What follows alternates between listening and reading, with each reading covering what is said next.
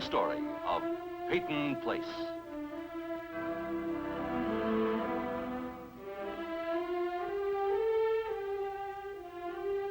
Starring Dorothy Malone as Constance Mackenzie, Warner Anderson as Matthew Swain, Ed Nelson as Michael Rossi, and Mia Farrow as Allison Mackenzie.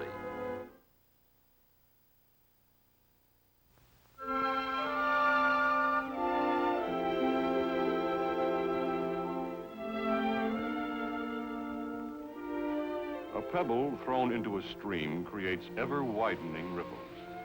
Elliot Carson, away in prison for 18 years, has been hurled back into the stream of life in Peyton Place. And the ripples thus created continue to widen.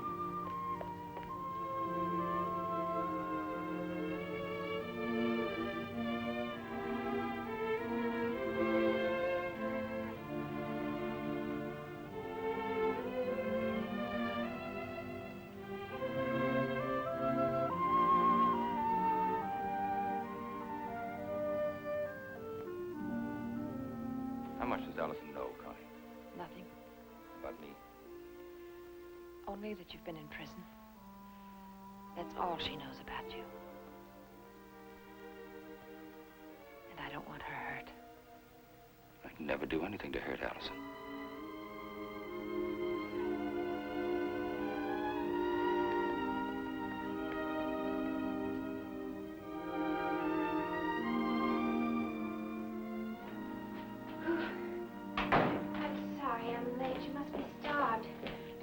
Kept me late. Hello? Hello? This is my daughter, Allison. This is Mr. Carson. Hello? Hello. Welcome home. Thank you, Allison. I didn't know you two were friends. We used to go skating with the gang. I had strong ankles, but your mother had style.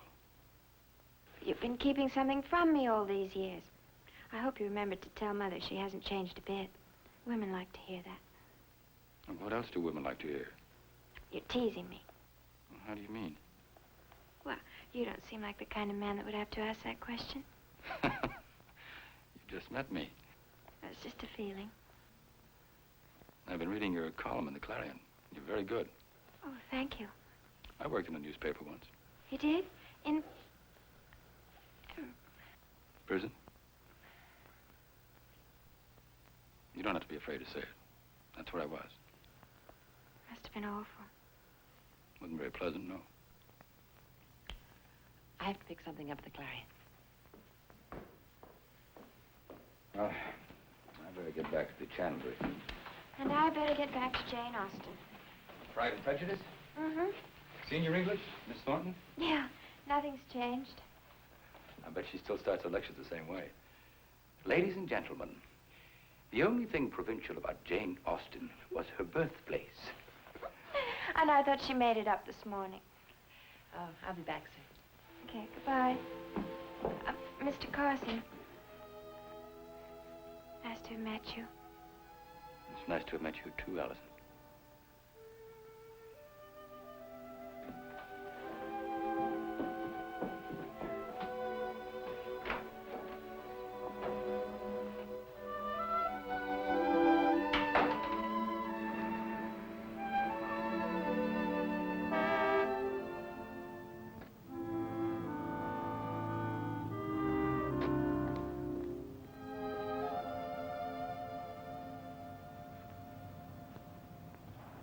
Elliot Carson. It's good to see you. Welcome back. You're looking great, Elliot. A few gray hairs, but a lot less surplus around the waistline than I had. Hey, Connie? Let's just say you're both as handsome as ever. There's a woman who knows the right answers. You know you're being wasted, Connie. When are you going to get married again? Seriously, Elliot, if there's anything I can do, if the chandlery doesn't work out for you, I can always pull a few strings or arrange an opening for you at the mill. You mustn't be too proud to ask for help. Don't wait on it, Leslie.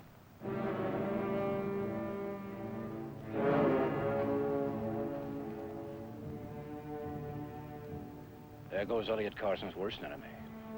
Too bad. I have to drop something off at the Clarion. Nice seeing you again, Constance.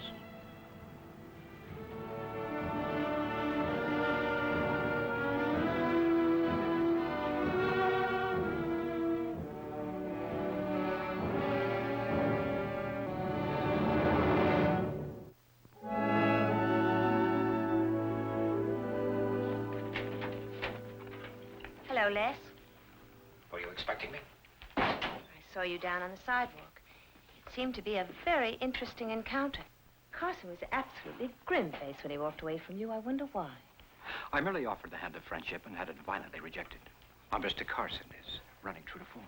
I imagine you did it with your usual subtlety and tact. You are a little heavy-handed and that sort of thing, you know. It's the intention that counts. I assure you my interest was quite genuine. Oh, now, that's surprising, Les.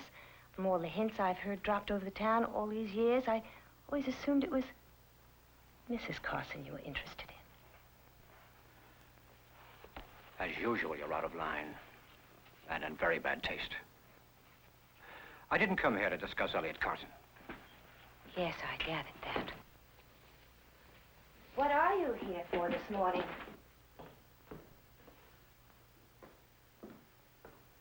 I know it couldn't be anything casual. I wanted to find out how George Anderson's doing. Why don't you ask Mike? He's his doctor. I intend to pay the bills while George is at the sanitarium. Really, Les? Oh, such interest in two of our problem citizens in one morning. I had no idea you had such civic conscience. Well, I suppose Julie will be very grateful.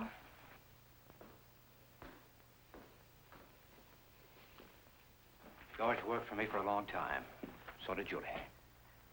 Their daughter is still Rod's wife. Well, I suppose you're entitled to know. Mike called the sanitarium this morning. Mr. Anderson is in a withdrawn state. He's very disturbed about Betty. We all are. Do they have any idea how long he'll be there? Of course not. They haven't started treatment yet. How long does that take as a rule? Well, there are no hard and set rules, Les. He's a very sick man. Well, you'll let me know what I can do to help. You're still wheeling and dealing with people's lives, aren't you? You still think you can shift them around as if you were playing a game of chess. You're not such a bad player yourself. A couple of weeks ago, you came to my house and tried to bargain with me. For Rossi's sake was the general idea. Only there were fringe benefits in it for you. But it didn't pay off, did it? You know, there's nothing feminine about bulldog tenacity. Won't you ever learn to give up?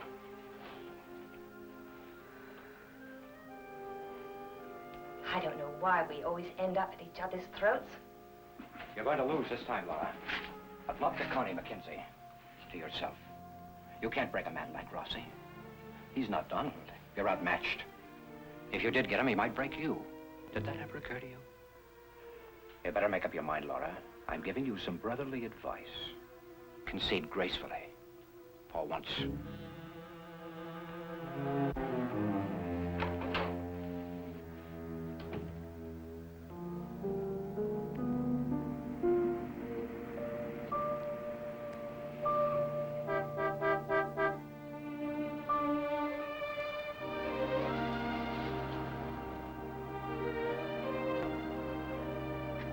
What's up? I promised Mrs. Anderson I'd take some clothes out to Greenvale for Mr. Anderson. You want to ride along? Do you really need me? No, I just thought you might like to ride along. I don't think so. I'll see you at home.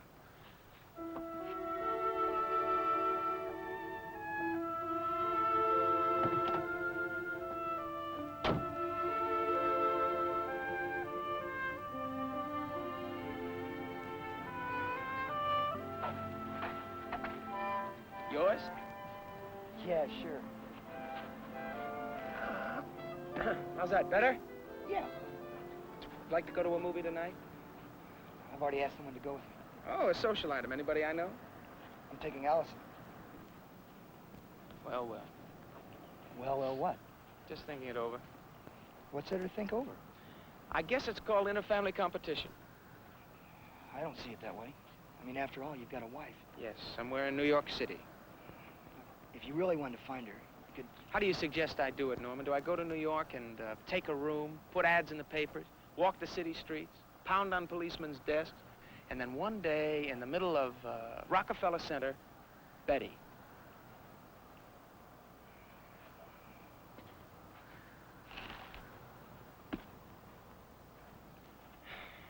I'd like to be a hero, Norman.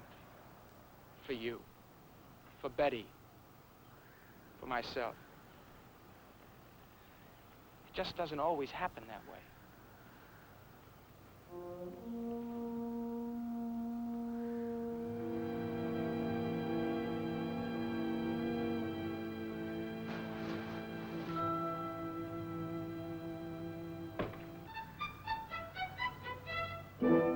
Oh, Norman Harrington, you're a public nuisance.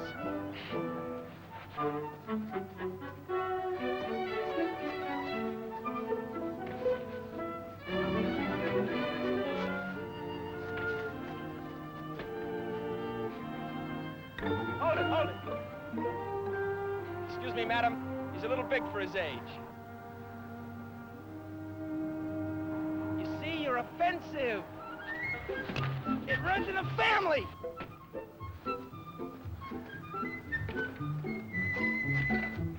You better give up. You know it. You're trapped. Yeah, my knees are shaking.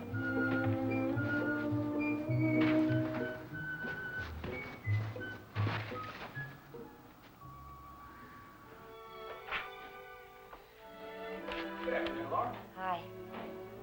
Saw your nephews down in the square in the middle of a slam-bang snowball fight. Oh? I was tempted to join them. Anything urgent? No. It's a little early for motley statements, isn't it? I had a little extra time. Have to allow a little time to relax, too. You got a minute? Sure. Anything wrong? No, it's funny, it's so hard for me to say this. Say what? Well, there was one statement that didn't come in the mail.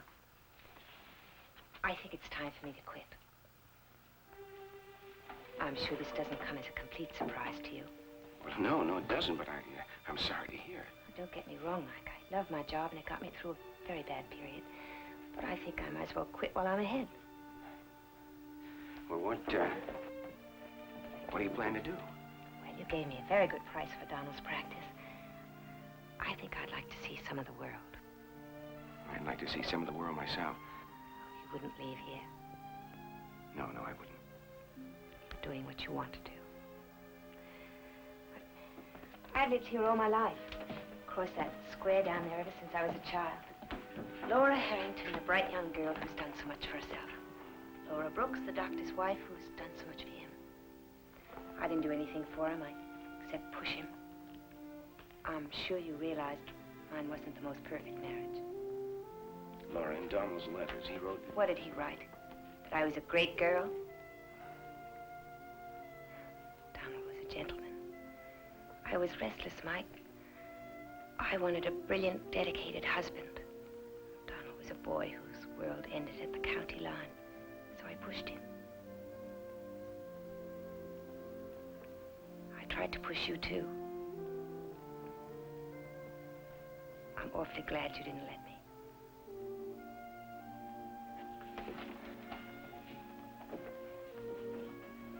What do you want, Laura? Now? When I find out, I'm going to send you a big, fat thank you note. You did me a favor a few weeks ago. You kept me from cheapening myself. Laura, I like you. I like you, too. Well, that's a funny way to put it, isn't it? It's a nice way to feel. When you came to Peyton Place, somehow I decided I was going to be your teacher. I gave you a lot of lectures on the local ins and outs. You were the one that taught me something. When you find yourself, you can live anywhere, right? I hope so. Well, I better finish those statements.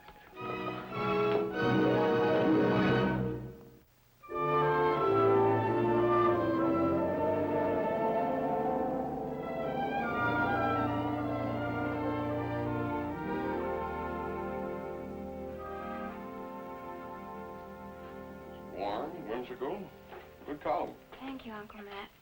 Hope you don't mind me coming in here, but I sort of wanted to look up something, nothing special. No, that's not quite true. I sort of wanted to see the files on Elliot Carson's trial. Why? Well, I met him this morning, and I liked him. I liked him very much. It's not a very pretty story. No, I didn't think it would be. Allison, I know that imagination of yours. If you've decided that Elliot Carson is some kind of tragic hero... No, I haven't decided anything. I just want to know the truth. Why won't you accept him as he is? Because what he was is part of what he is. And you still want to pry? Well, I'll ask his permission if you think I'm being unfair.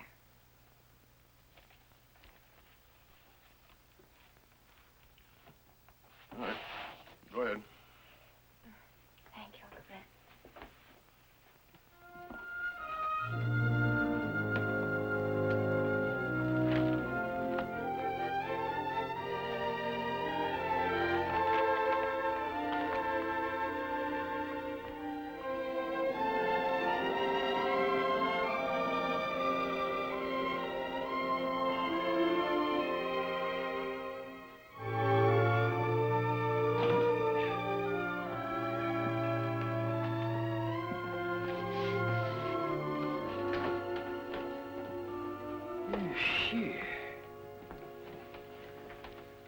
Feels good, doesn't it, son? Good day's work. Yes, it does. We might have a little celebration. Go to the room, wash up, then go to the inn for dinner. Well, that's pretty frivolous for a couple of old New Englanders. Get your coat. I'll close up. Well, we were going to look at the books. That can wait for morning. Well, I'd kind of like to know where we stand. I guess you have the right.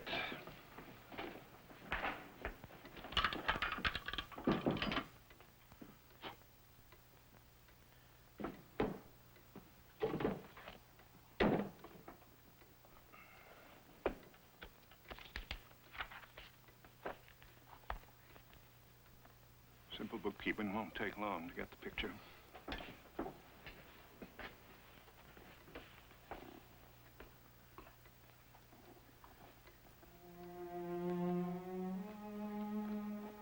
Is this an average month? Well, summer's the good time. You know that. Business picks up. How much? A lot more boats then. How much, Dad? Chandlery's no gold mine, son. You know that.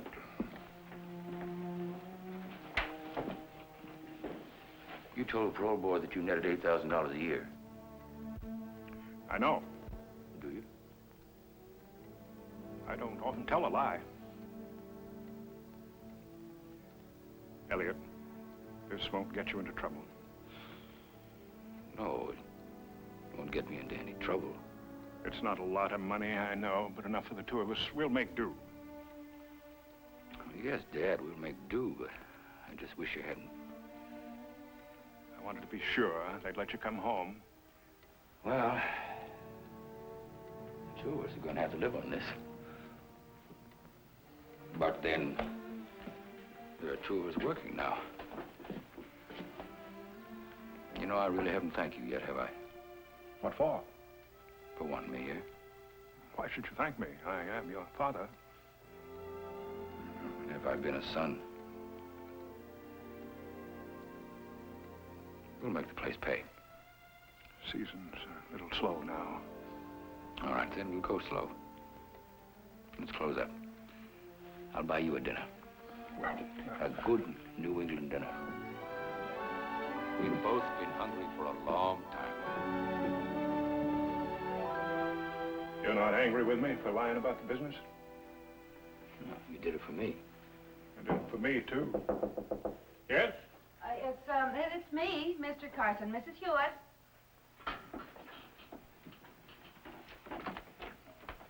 Good evening. Oh, good evening, Mr. Carson. Elliot, I thought perhaps you might like a nice soft pillow. My granny used to say there's nothing like goose down to give a body a good night's rest. Well, that's very kind of you, Mrs. Hewitt, but I'm afraid I've grown accustomed to a hard bed. Oh, well, that's a shame. Perhaps there's something else. I have a spare comforter. And don't spoil me, Mrs. Hewitt. You'll never get rid of me. Now, who's been putting ideas like that in your head? Has that old Mrs. Cook been saying things? No, no one has said anything. What about Mrs. Cook? Now, if she's a mind to move out, I can't stop her. Move on after all these years? Oh, she's been a complaining nuisance. I told her just go. Just go and good riddance. Why? Well, she said it was you or her, Elliot. I see. Well, I don't want to make trouble for you, Mrs. Hewitt. Oh? Haven't you had enough of that? Martha Cook is just a spiteful old woman who never had children.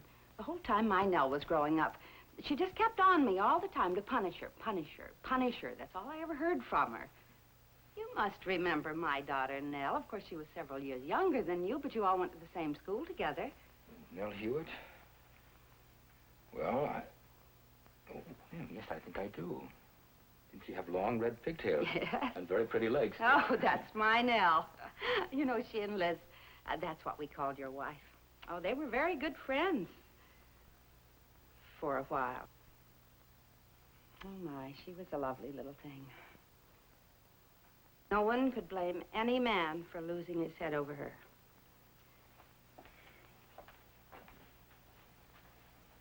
I just want you to know that we don't all feel like Mrs. Cook does.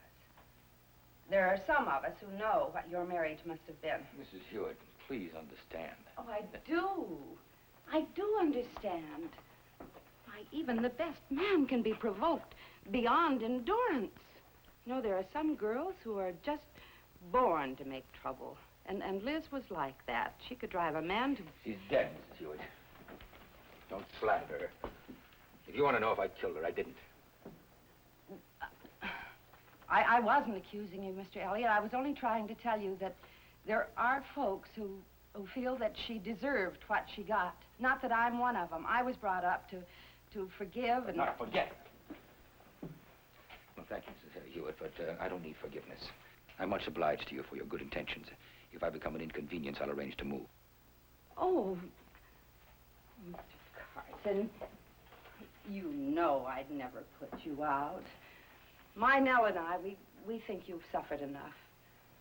And even if you don't want me to, I'm going to try to make it up to you.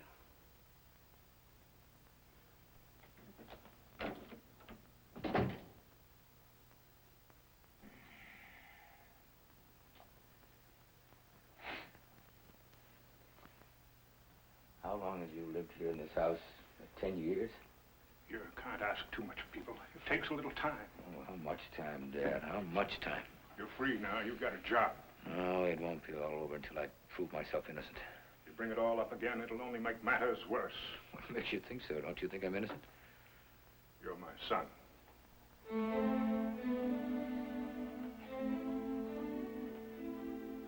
That's not what I asked you. Elizabeth was a bad woman. You had a... Don't you believe me?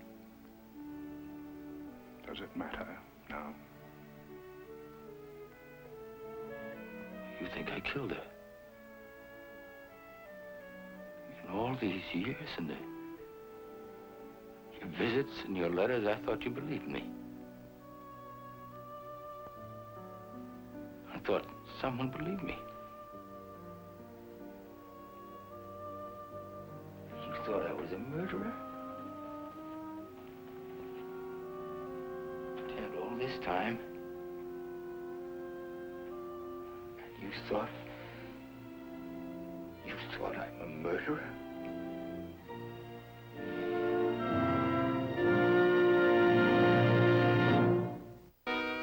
Preview from the continuing story of Peyton Place.